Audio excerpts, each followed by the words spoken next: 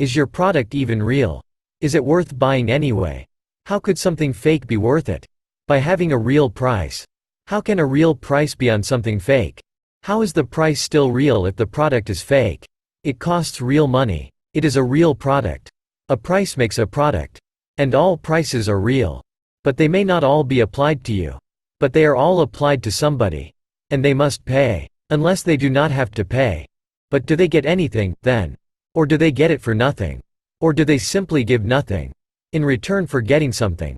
Is something of equal value? An exchange of equally valuable things. Is this an exchange of equally valuable things? Or just an exchange of things? Do they have an equal value? Do you value them both to a certain degree?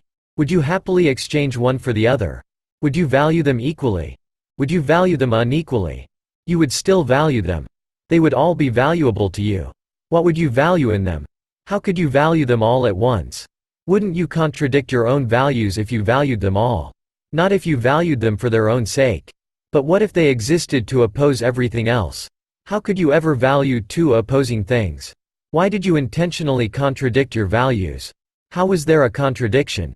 You doubted your values, but you still held the values somewhere. But you doubted whether or not you could hold the values. You doubted your ability to hold them.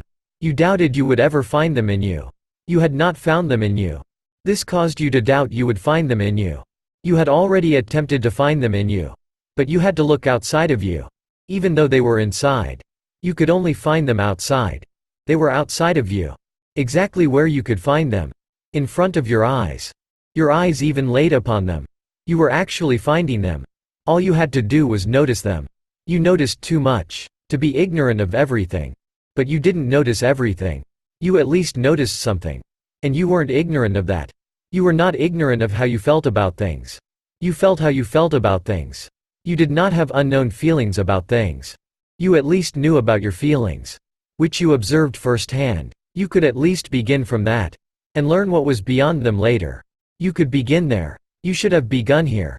You should restart it here. Your face is in front of you. It must be aligned with you. It's the face of you. You are aligned to your face.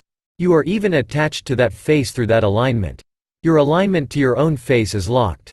You lock it. You constantly align with it. You lock yourself to that face. It could only be yours. I can never align with that face. It is not my face. But I have my face. We can each have one.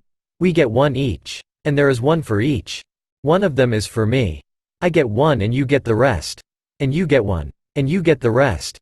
Which is the most? Because you are the most. You are what you have. Only you can have what you have. Which is why you must be the one who does. And is why you do. Having what you do is what turns me into you. You turn into me. We turn into twins. So we are not authentically twins. We are not twins from the beginning. But we could fool them into thinking we are. We look like twins to them. There has to be some reason we look identical.